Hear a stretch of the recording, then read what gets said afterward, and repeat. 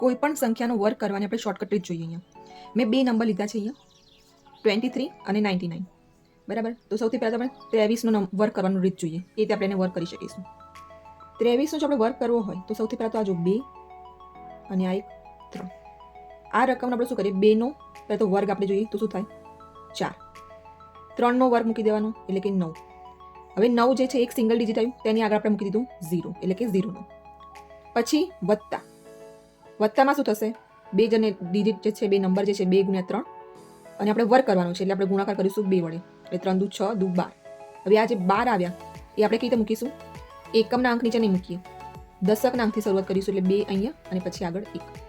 હવે આ બંનેનો સરવાળો કરીએ, 9 2 અને 5 એટલે કે 529. 23નો વર્ગ આપણો મળી ગયો.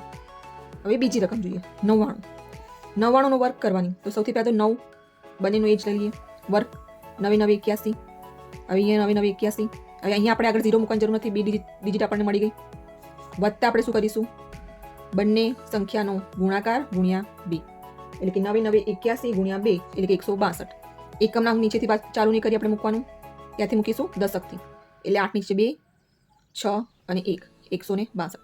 સરવાળો કરીએ, 1 8 ને 2 10, વધી પડી 1 6 1 અને 7, સોરી 6 7 અને 8 એટલે 8 8 ને 1 9 એટલે કે 9801. એટલે 99નો વર્ગ આપણને મળી ગયો 9801. તો આ રીતે આપણે કોઈ પણ સંખ્યાનો વર્ગ ઇઝીલી કરી શકીએ છીએ.